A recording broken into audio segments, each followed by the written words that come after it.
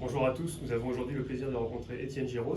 Monsieur Giros, vous êtes président du CIAN, qui regroupe les principales entreprises d'investissement en Afrique, et président de l'EPCAM, qui défend les intérêts européens sur le continent. Vous avez débuté votre carrière chez CFAO avant d'être directeur Afrique du groupe Bolloré pendant 15 ans. Depuis 2014, vous mettez votre expertise au service des entreprises, les accompagnant dans leur implantation et les représentant auprès des institutions. Vous avez récemment publié 54 nuances d'Afrique, un essai destiné aux entrepreneurs dans lequel vous déconstruisez les préjugés sur l'Afrique et mettez en avant ses potentiels. Donc, nous allons explorer ensemble les grandes tendances actuelles du continent autour des enjeux économiques et géopolitiques. Donc ma première question, ça serait comment décririez-vous l'environnement des affaires en Afrique aujourd'hui et quels sont les secteurs les plus dynamiques? D'abord, bonjour à tous. Je suis heureux de pouvoir parler de l'Afrique parce que c'est un continent d'avenir et je crois qu'on ne le fait pas assez. C'est la raison pour laquelle j'ai publié ce livre, pour essayer de déconstruire les mauvaises idées, les clichés, les stéréotypes qui prospèrent sur l'Afrique et qui malheureusement nuisent à son image. Alors, vous m'interrogez sur le contexte actuel. Le contexte actuel, il est, comme souvent dans la vie, à la fois bon et compliqué. Il est bon parce que les fondamentaux de ce continent africain, en termes économiques, restent positifs et bons. Il va y avoir 1 milliard de plus de consommateurs dans les 25 ans qui viennent.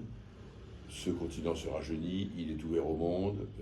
Quand on regarde la croissance, elle est positive, même si elle est souvent contrebalancée par une croissance démographique qui annihile un petit peu la répartition de la richesse. Mais néanmoins, elle est là, et pour une entreprise, il y a de la croissance. C'est pas parce qu'elle n'est pas répartie que pour elle, elle n'est pas là. Et donc tout ça, c'est positif, et c'est un continent qui commence à peser même au niveau géostratégique dans le monde. Donc, sur le long terme, il faut évidemment s'intéresser à l'Afrique. On ne peut pas penser que notre avenir ne dépend pas de l'Afrique. On peut être contre, on peut être pour, mais c'est une réalité. Donc il faut travailler avec. J'ajoute que les Français, avec le CIAN que je représente, ont une place particulière et privilégiée en Afrique. L'Europe aussi, mais les Français encore davantage. On a un savoir-faire, une habitude, une connaissance et une implantation, notamment les entreprises. Il n'y a pas que, il y a l'implantation militaire, diplomatique, historique, culturelle, mais les entreprises sont très fortes. Nous avons 5000 entreprises françaises en Afrique, pour un chiffre d'affaires de 100 milliards d'euros, ce qui est énorme. Et donc ça, c'est un avantage aussi qu'il faut évidemment cultiver. On n'a pas toujours des places privilégiées dans le monde. Là, on en a une, il faut le faire. Ça, c'est le long terme. Donc il faut surmonter les inquiétudes, le ressenti du risque que l'on peut avoir, la petitesse des marchés, qui sont de taille petite, ce qui peut quelquefois freiner les opérateurs, pour avoir une vision à long terme et se dire oui, il faut y aller. Alors après, j'ai dit que c'était compliqué aussi. Et c'est compliqué depuis la Covid en réalité. Avant, c'était un peu l'Eldorado entre 2000 et 2020. Tout le monde pensait que, à juste titre d'ailleurs, que l'Afrique c'était l'avenir. Et il y a une rupture avec la Covid qui a été d'abord les conséquences elles-mêmes de l'épidémie, qui ont fait monter le coût des matières premières, qui ont dérangé la logistique, qui ont créé de nouveaux arbitrages, qui ont modifié les marchés de matières premières, etc. Je ne vais pas revenir là-dessus. Deuxièmement, c'est la situation géostratégique et notamment militaire du monde. La guerre en Ukraine, la guerre à Gaza, avec les efforts de réarmement et de remilitarisation des pays qui captent des centaines de milliards de dollars ou d'euros pour cet effort-là. Il y a aussi la relance économique qui a été nécessaire, avec le Inflation Reduction Act des États-Unis, avec l'effort du Global Gateway par rapport à l'Union européenne de 300 milliards. Tout ça, à force d'additionner tous ces milliards, ça fait des milliers de milliards.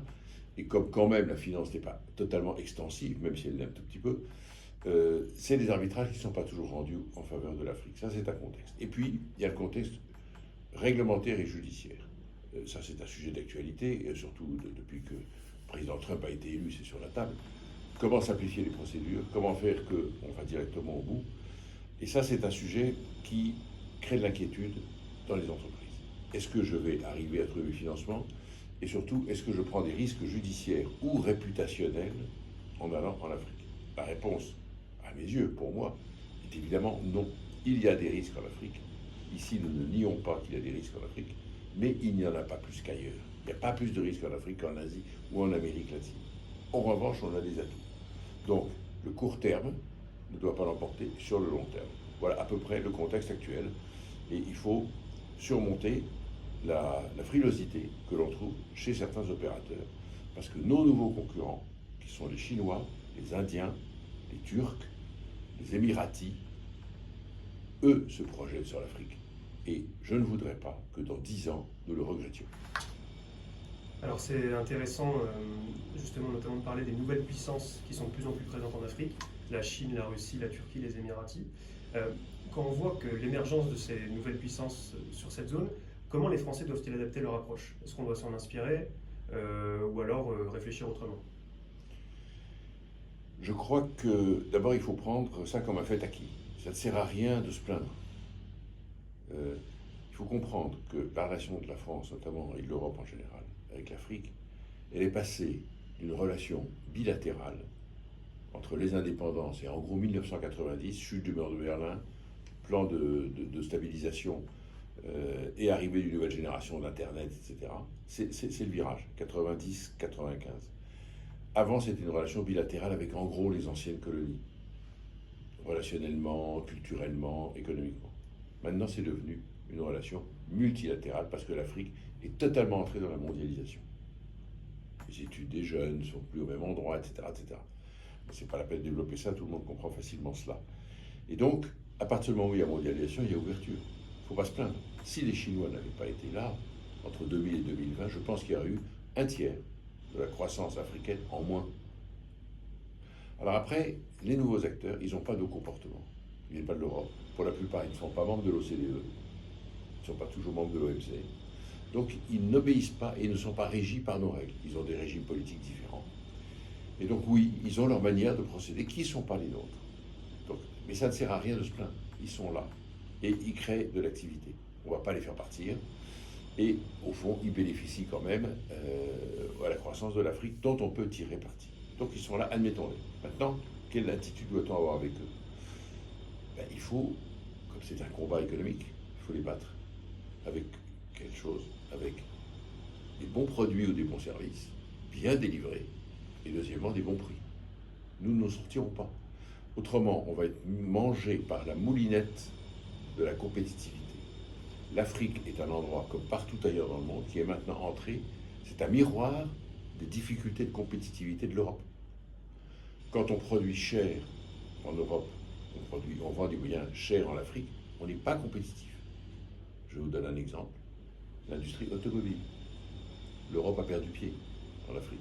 Il y a 30 ans, il n'y avait pas une voiture non européenne et bien souvent pas française, n'existait pas. Maintenant, il n'y en a plus. En gros, je simplifie. Et il n'y a que des voitures asiatiques.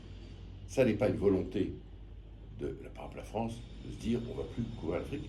C'est simplement que nous ne sommes plus compétitifs. Et c'est la traduction d'une baisse de compétitivité de la France ou de l'Europe par rapport aux nouveaux acteurs.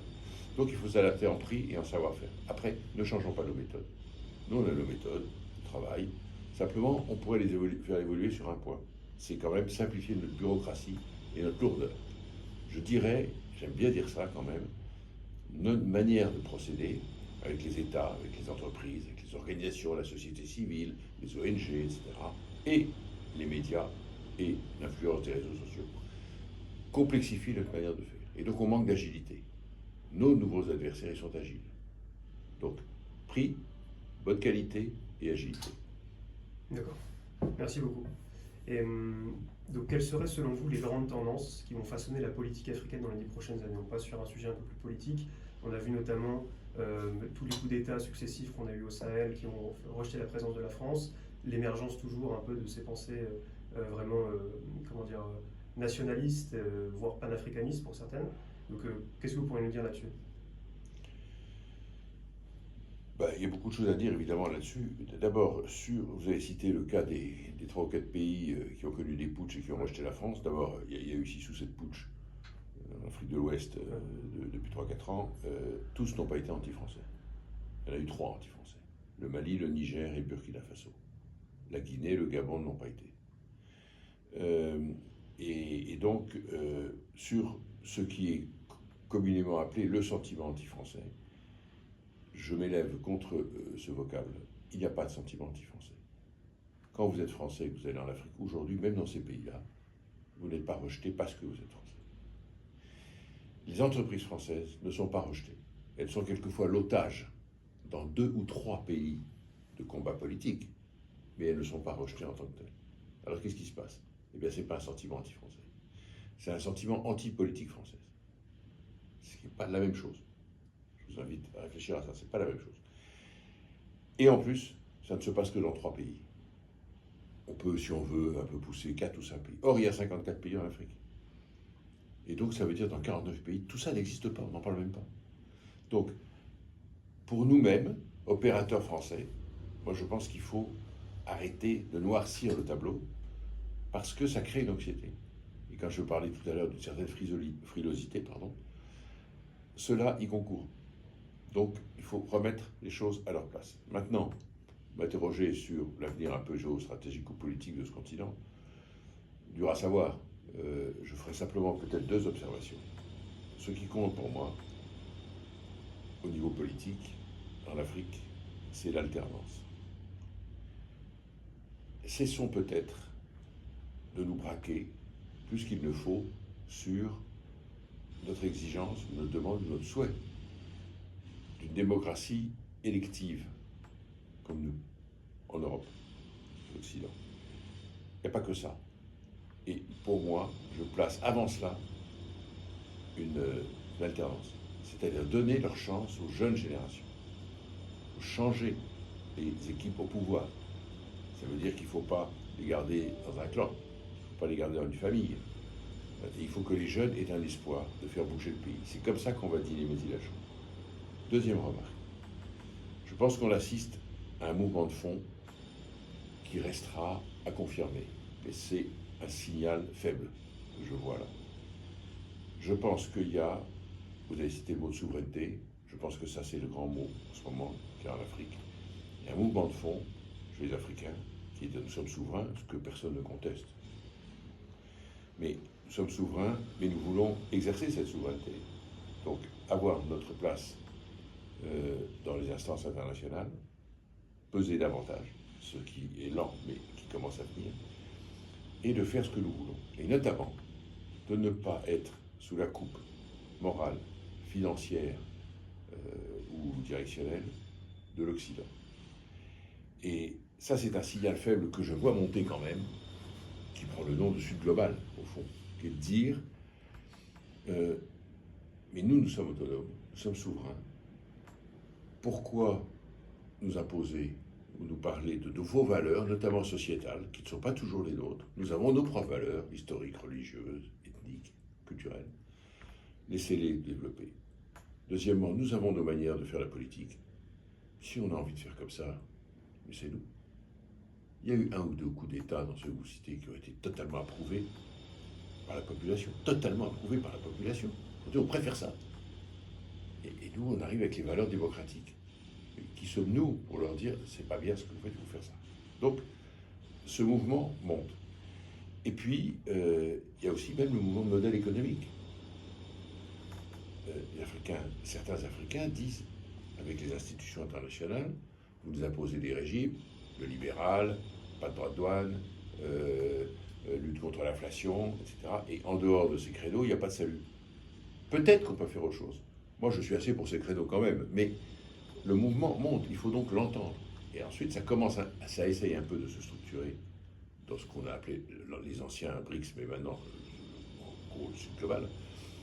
Et donc, à ce moment-là, vous pouvez, si vous avez cette analyse, vous pouvez placer dedans l'opposition, à mon avis, totalement erronée, de certains contre le franc CFA, le rejet de la France, et vous avez une lecture plus dynamique de ce qui se passe. Après, et ce sera ma dernière remarque sur le Sud global, tout ça n'évite pas évidemment, mais ça c'est leur problème, c'est pas le mien, n'évite pas évidemment les manipulations, parce qu'il y a 2 grandes puissances qui s'appellent la Chine et la Russie, qui peuvent utiliser ce mouvement que j'ai essayé de décrire à leur profit. D'accord. Donc alors le salut de la France en Afrique serait plutôt de se retirer un peu des considérations politiques et des volontés d'influer sur la politique et de se concentrer essentiellement sur revenir économiquement ou appuyer les entreprises qui sont déjà là, notamment en limitant un peu tout l'arsenal réglementaire qui pourrait parasiter le développement de notre activité économique. Oui, vous avez raison, je suis en gros d'accord avec ça. Je trouve que le narratif ou le récit de la relation de la France avec l'Afrique devrait, en tout cas pour l'instant, ça peut changer à un terme de 3-4 ans, mais pour l'instant, devrait légèrement s'orienter davantage sur les entreprises qui, comme je l'ai dit tout à l'heure, ont une bonne image, réussissent bien et sont très puissantes sur place. Et surtout travaillent aussi, et nous, des partenariats. Donc ça peut être une nouvelle manière de vivre notre relation. C'est peut-être pas en ce moment le moment de la focaliser sur la relation militaire, sur la relation diplomatique ou sur la relation sociétale. Et je trouve que choisissons, il y a différentes manières de vivre une relation. Choisissons plutôt le vecteur qui est plutôt porteur en ce moment. Après, ça pourra changer, on ne sait rien. Ensuite, n'ayons pas peur d'essayer de travailler notre influence. Et je vois deux vecteurs, là. C'est la culture. C'est les opinion makers, il y en a beaucoup en France. L'Afrique, beaucoup de pays africains aiment bien la France. Ils regardent ce qu'ils connaissent très bien. Beaucoup d'influenceurs qui viennent de France, ils écoutent. C'est une manière de partager des choses ensemble. Et puis il y a la culture. Et enfin, il y a la langue française que l'on partage pour au moins un tiers, voire un peu plus, du continent. C'est absolument... Travaillons ça. Donc, il ne faut surtout pas baisser les bras. Et c'est un peu l'esprit de mon livre. Dire, tout ça c'est compliqué, tout ça ça évolue, mais la situation n'est pas dramatique et il ne faut pas s'arrêter de rester en Afrique, il ne faut pas partir, il ne faut pas croire qu'on est chassé. Pas du tout. Il faut continuer à aller de l'avant, mais sous cette nouvelle manière que je viens de décrire. Donc il faut quand même une volonté politique collective, parce que c'est tous ensemble qu'on le fera, d'aller dans ce sens-là. D'accord. Ce modèle que vous décrivez est particulièrement intéressant car ce principe de prôner vraiment se concentrer sur la partie économique, se retirer de la partie politique et d'avoir une présence qui est aussi plus discrète dans le pays. Parce qu'on peut voir que la présence de la France dans beaucoup de pays était historiquement avec beaucoup de forces armées, de militaires très visibles. Et on peut voir, si on donne l'exemple par exemple des Chinois ou des Russes, que c'est vraiment concentré autour de quelques grosses industries et de sociétés privées, de sociétés militaires privées, qui sont assez discrètes, spécialisées soit dans la formation militaire, soit dans la protection de certains sites. Et est-ce que vous pensez justement que ce principe des sociétés militaires privées peut être intéressant à développer pour la France pour les prochaines années en Afrique? D'abord, la présence militaire française qui était là, qui s'est énormément réduite, puisqu'on s'est en train de se retirer, ce qui est une bonne chose. Elle n'était pas si visible que ça. À Port-Bouët, à Abidjan, le camp français, les militaires, ils ne sortaient pas. C'est dans le camp. Et quand ils sortaient, c'était en civil. Donc, non, il n'y a pas de présence. Par contre, vous faites référence aux Russes. Les Russes, d'abord, ils sont dans très peu de pays, mais ils sont très visibles, par contre. Et ils sont visibles négativement, je peux vous le dire. Quant aux Chinois, ils ne touchent pas aux militaires. Les Chinois, ils font leur influence et ils pèsent par l'économie et par les entreprises, qui sont toutes publiques d'ailleurs. Donc c'est un peu plus complexe que nous, puisque il y a l'État derrière à chaque fois. Donc oui, il faut sans doute, mais il ne faut pas se cacher. Parce que je pense que, je répète, il n'y a pas de sentiment anti-français. Il y a un sentiment anti-politique française. Donc, les entreprises françaises, elles sont visibles, elles ne sont pas au premier rang, elles ne font pas du bruit particulièrement, mais elles sont là quand même, elles sont archi connues. Il y a certains qui ne nous aiment pas, parce que justement, ils disent, c'est des relents néocolonialistes, etc., etc. Bon, enfin bon, je dis, mais d'accord, pas ça pour les autres. Et on ne va pas nous reprocher encore pendant un siècle la colonisation qui s'est quand même terminée il y a maintenant 65 ans. Moi, je n'ai pas connu, il n'y a plus personne de vivant l'a connu, en gros, très peu. Donc il faut surtout regarder vers l'avenir ensemble. Donc moi, je pense qu'effectivement, c'est la bonne formule. Mais il ne faut pas non plus, je pense, renoncer à deux choses, étant français. Il ne faut pas avoir honte de dire on peut influencer. Les Africains nous influencent. Ça n'est pas mal, ça n'est pas une tare de chercher à influencer. On peut vouloir défendre notre culture, notre langue et nos intérêts. Et la deuxième chose, effectivement, je viens de dire le mot, il faut défendre nos intérêts. Moi qui connais l'Afrique depuis 40 ans, qui la pratique bien, je n'imagine pas que nos partenaires africains ne puissent pas comprendre un langage qui leur dirait écoutez, franchement, moi, je ne suis pas d'accord avec vous, c'est pas comme ça que ça va se passer. Parce que moi, ça ne me va pas. C'est pas mon intérêt. Au plan économique, c'est pas mon intérêt de faire comme ça. Et ils le comprennent très bien. En revanche, de leur dire moi, ça ne me va pas, parce que ça ne correspond pas aux valeurs et que c'est pas comme ça qu'il faut que vous fassiez. Moi, je vais vous dire comment il faut faire. voyez bien que ce n'est pas du tout le même langage. Le résultat est le même, ça ne va pas, par exemple. Mais l'un dit c'est parce que ça ne colle pas avec mes intérêts, donc on va discuter. Et l'autre dit on va faire la morale. Voilà. Donc, je ne dis pas qu'on est arrogant, parce que je sais qu'il y a certains qui portent beaucoup cette idée de dire les Français sont arrogants en Afrique. Je ne crois pas qu'ils soient globalement arrogants. Il y en a quand même qui sont. Il y a quelques cas, quelques exemples d'arrogance qui sont assez douloureusement vécus. Donc il faut faire attention à ça. Il faut simplement parler d'égal à égal, mais sans pour autant s'aplatir. Quelqu'un va dire, mais si vous parlez d'égal à égal, si vous voulez plus être arrogant, ça veut dire que vous allez demander pardon. Non, il n'est pas de demander pardon. Moi, je suis tourné vers l'avenir. Il faut simplement dire égal à égal, on défend. Vous-même, amis africains, vous défendez votre intérêt, et nous, on défend notre intérêt aussi, on discute, comme on ferait avec d'autres dans le monde. On se respecte, mais on va gagner ensemble. Effectivement, c'est vrai que ça mettrait plus sur un pied d'égalité, il y aurait une considération qui serait plus là. Mais ça ne veut pas dire oui, oui tout le temps, Ah non. et s'aider surtout. Mais simplement, on dit notre position c'est celle-là, parce que c'est notre intérêt. Et maintenant, qu'est-ce qu'on peut faire pour trouver un terrain d'entente? Ce qui est la vie dans le monde entier tous les jours. Mais parce que c'est l'Afrique, la relation est un peu compliquée à cause du passé. Bien sûr. Alors j'aimerais revenir peut-être un peu sur l'économie, au niveau donc, des différents secteurs économiques qui se développent, les secteurs industriels. Alors historiquement, on connaît bien sûr les matières premières, les énergies qu'on développe en Afrique, mais on voit aussi que depuis quelques années, il y a vraiment un développement des startups. Il y a aussi vraiment toute une économie du tertiaire qui se développe surtout au Nigeria, en Côte d'Ivoire, au Sénégal. Est-ce que vous pourriez nous en dire un peu plus sur ce développement-là? Bon, d'abord, effectivement, l'économie moderne, la nouvelle économie, elle se développe en Afrique très bien. Le digital a fait des progrès absolument énormes.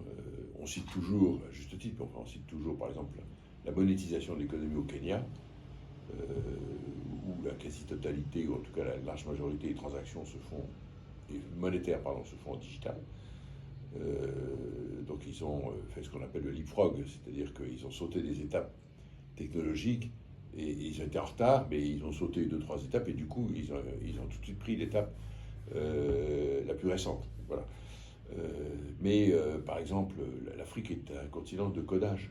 C'est que de plus en plus on cherche des codeurs dans le monde, on en manque pour faire l'intelligence économique, les nouveaux logiciels, etc. Parce qu'on n'a plus dans le temps les programmeurs. Et l'Afrique, il y en a beaucoup, par exemple au Maroc, au Sénégal, etc. Il y a des endroits où des grands groupes installent leur atelier de codage. Donc oui, l'Afrique, elle a passé cette étape, d'autant que ça peut lui permettre de lutter contre la pauvreté et de réussir son développement. Parlons de la télémédecine. Il n'y a pas assez de médecins, il n'y a pas assez d'hopitaux, etc. La télémédecine est une réponse au premier stade du diagnostic, est une réponse pour surmonter ces difficultés. Pareil pour l'enseignement, il y a 100 élèves par classe, etc. L'enseignement à distance peut aussi être une réponse. Vous voyez, il y a plein d'exemples. Donc oui, l'Afrique a franchi ce pas. Mais néanmoins, je voudrais rappeler que ça c'est bien gentil, mais il ne faut pas s'obstiner là-dessus et ne penser qu'à ça. La vieille économie a encore des beaux jours devant elle. Le digital, ça ne marche pas si vous n'avez pas d'électricité. Ça ne marche pas s'il y a des coupures d'eau tout le temps. Les gens ne peuvent pas vivre. Et donc, il faut résoudre ce problème. Comme vous le savez sans doute, 40% des Africains n'ont pas accès à l'électricité. Donc, je veux bien moyen digital, mais vous ne pourrez déjà pas charger votre portable. C'est un problème. Bon. Donc, il faut résoudre ce problème-là. Et ça, ce n'est pas du digital. C'est de la vieille économie. Il faut faire des routes, il faut faire des transports. Il faut traiter le défi démographique, il faut traiter le défi alimentaire. Le digital peut aider, c'est un moyen. Ce n'est pas le digital qui va faire décoller l'Afrique. Le digital est un moyen qui va permettre à l'Afrique de développer son activité industrielle et de services, un peu comme le passé quand même, parce qu'il faut franchir ces étapes-là.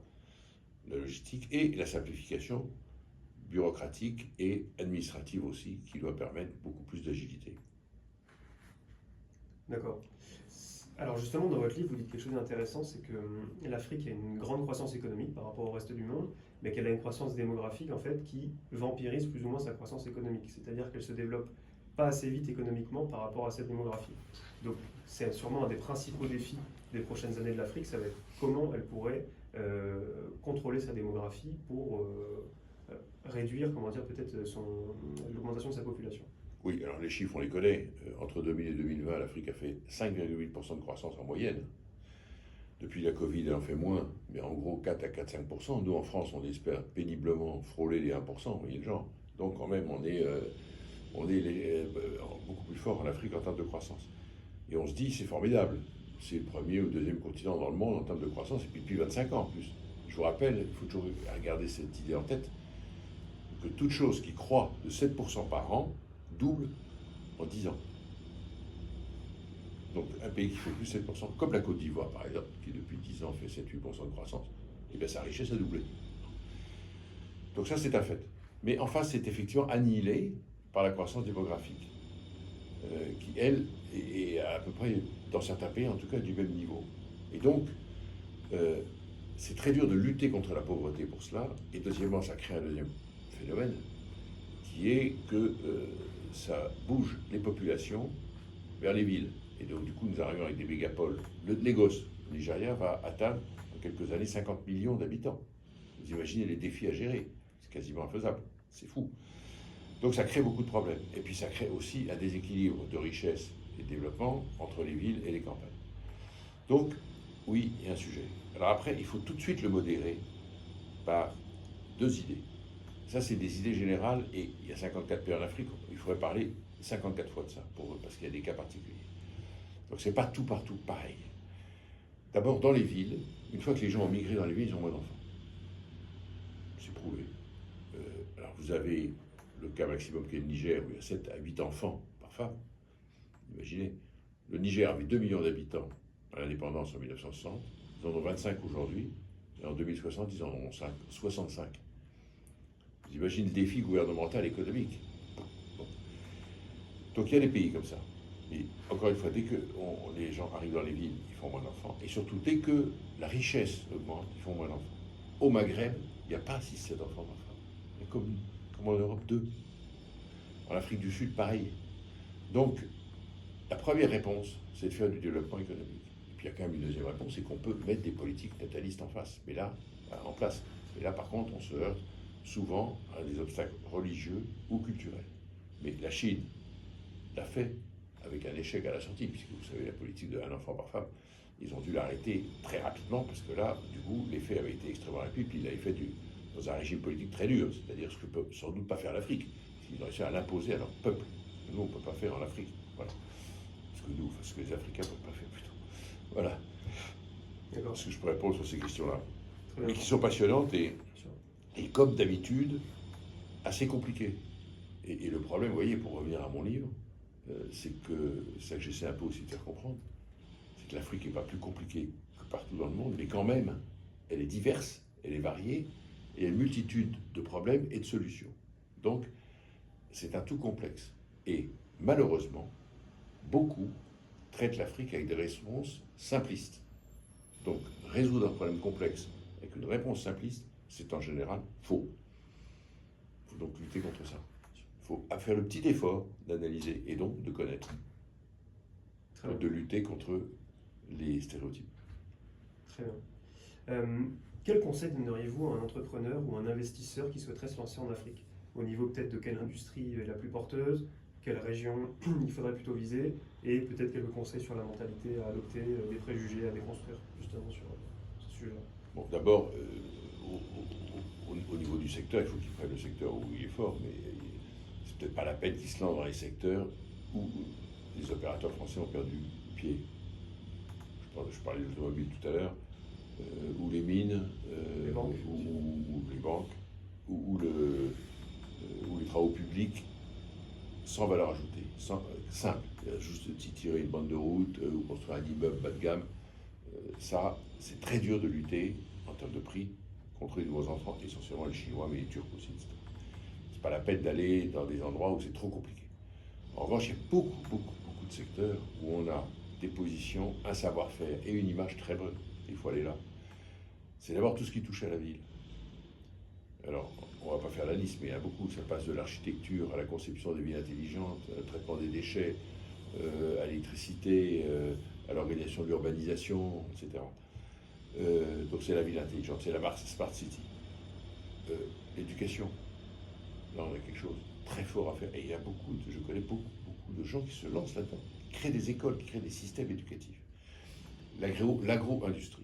L'agro-industrie qu'il faut aborder non pas en silo, c'est-à-dire tiens, je vais m'occuper de la culture du colza ou du soja par exemple, ou simplement de la mise en conserve. Non, il faut essayer de le prendre en filière. Ça veut dire faire les travaux logistiques nécessaires pour qu'on puisse stocker les marchandises. Vous savez peut-être pas, j'en sais rien, mais un tiers des productions vivrières en Afrique sont perdues faute de capacité de les conserver au froid et de les transporter en ville, où elles sont consommées. Un tiers. Donc les fruits, les légumes et tout ça, un tiers. C'est quand même rageant. Donc là, c'est de la logistique, ça. Il faut des entrepôts, des camions, des routes. Bon. Ensuite, il y a toute la partie intrants, semences, gestion de la météo. Alors ça, vous pouvez le faire avec des drones. Là, le digital arrive. Et donc, il y a plein d'opérateurs qui ont des solutions pour ça. Et ensuite, il y a l'organisation de la filière où vous basculez dans le premier traitement du produit et puis éventuellement sa mise à la consommation et donc les filières, voire l'exportation. Tout ça dans la rentabilité. Ça, c'est la filière. Bon, c'est un exemple. Ça, c'est l'agro-industrie. On peut faire des choses. Il y a la santé, le domaine de la santé, où il y a un champ énorme aussi. Donc il y a beaucoup de choses. Et puis il y a tous les services, la restauration, l'hôtellerie, le tourisme. Il y a beaucoup de choses où les Français, les entreprises françaises peuvent investir. Alors, pour réussir, qu'est-ce qu'il faut faire? Quelques conseils que je ne vais pas développer, mais je cite ça. D'abord, il faut entrer dans l'écosystème. Comme l'Afrique a ses particularités, je la connais bien, elle est assez différente, pas très, mais assez différente de ce qu'on connaît par exemple en Europe. Donc, je ne vais pas dire, si vous voulez investir en Allemagne, ben, il faut d'abord entrer dans des clubs. Non. Parce que, en gros, ça marche à peu près comme nous. Si vous voulez investir en Afrique, et comme ça ne prend pas dans les livres, il vaut mieux entrer dans des communautés. Donc, l'OCEAN, il y a les conseils du commerce extérieur, il y a d'autres organisations comme ça. Il ne faut pas aller seul. Il faut accepter de partager, de connaître et d'entrer un peu dans le club pour savoir comment ça se passe. Ensuite, il faut bien viser les partenariats. Je conseille toujours de trouver un partenaire local. Un partenaire, vous pouvez le traiter comme vous voulez. Vous pouvez le faire entrer dans le capital, en equity, petit, grand. Vous pouvez trouver un partenaire conseil, vous pouvez trouver un partenaire commercial, un réseau, tout ce que vous voulez. Mais le partenaire va vous permettre d'entrer dans le marché, de connaître les petits trucs et les particularités du marché, de vous introduire auprès des personnalités qui comptent et puis de vous dire comment marche. Les choses cachées, par exemple, je connais des entreprises qui y vont, ils ont l'impression d'avoir tout bien étudié, et puis ils n'ont pas compris que dans leur secteur, par exemple, il y avait des problèmes, c'était dominé par un groupe qui n'était pas très visible et qui en réalité faisait la pluie le beau temps, ou qui avait des habitudes rituelles ou autres qu'ils ne connaissaient pas, et du coup ils se plantent. Donc, eh ben ça, c'est en trouvant un partenaire que vous allez soulever ce problème. Et puis, il faut accepter un petit peu le long terme. Ça prend quelquefois un peu plus de temps en Afrique. Donc, il ne faut pas se décourager. Si au bout de 6 mois, vous dites « Ah, mais ça ne se passe pas, c'est dur, ça prend du temps, etc. » Ben, j'arrête. Ben, là, vous arrêtez, c'est perdu. Il faut dire non. Si vous le savez à l'avance, d'accord. Ben, ça va prendre 6 mois de plus, 1 an de plus. Puis j'avais prévu de perdre de l'argent les 2 premières années. Et ben non, je vais perdre de l'argent les 3 premières années. Mais comme j'ai confiance dans mon modèle et que je suis assis sur des bonnes bases, ça va marcher. D'accord, très intéressant. Dernière question, on parle beaucoup des investissements des puissances étrangères au continent africain, en Afrique, mais il y a aussi des investissements intra-africains, notamment il y a la question du Maroc, qui est un État qui se développe beaucoup, surtout économiquement en ce moment, depuis en plus qu'ils ont rattaché le Sahara occidental, le développement du port de Dakhla et aussi le fait qu'il y a, il me semble, un tiers de leurs investissements étrangers qui sont en direction de l'Afrique subsaharienne. Est-ce que, comment dire, on va voir aussi l'émergence de beaucoup d'acteurs vraiment africains qui est dans leur influence sur le continent entier? Oui, alors c'est lent, mais c'est évident, ça se passe. Vous avez raison, c'est exactement comme ça que ça se passe. Et vous avez commencé par citer le Maroc à juste titre. Le Maroc, sous l'impulsion du roi, a très clairement une stratégie subsaharienne. Ils se disent, nous, on veut se développer. Notre marché est limité à la taille de notre pays et de sa population. Donc il faut qu'on aille voir ailleurs. Et plutôt que d'essayer de développer nos affaires en Europe, où c'est quand même compliqué de prendre des places, c'est cher, le ticket d'entrée est cher, on va aller en Afrique subsaharienne. Ce qu'ils font, savez-vous que le roi du Maroc, Mohamed VI, qui est au pouvoir depuis 25 ans maintenant, a déjà été 65 fois en Afrique subsaharienne. Il fait 65 voyages en Afrique subsaharienne. Chaque fois, il vient avec des entrepreneurs et les banquiers qui sont priés de financer les projets d'entrepreneurs. Donc il y a une vraie stratégie affirmée, claire.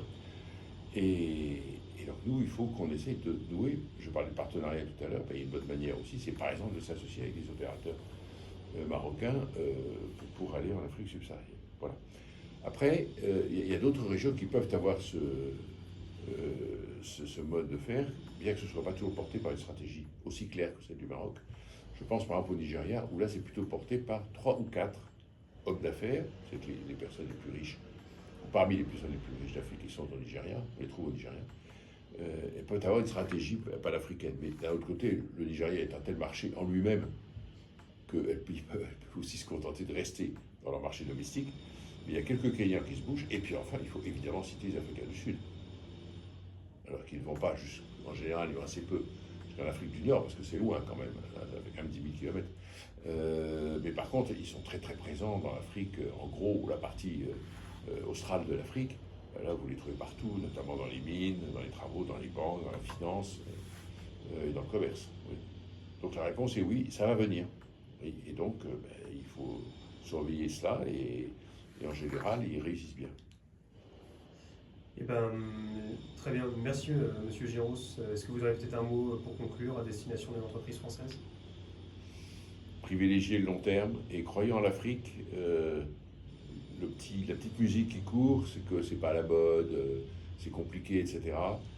C'est juste une erreur d'analyse. Et ce que je ne voudrais pas, c'est que nous tous, collectivement, dans 10 ans, on se dise « Ah, si j'avais su, j'aurais dû y aller. Maintenant, les tickets d'entrée sont trop chers, il n'y a plus de place. » Donc allons-y maintenant. C'est ce que nous portons au CIAN, c'est ce que j'essaie de porter par mon livre. Allez-y, prenez ce courage, même si ça vous paraît compliqué. Merci beaucoup.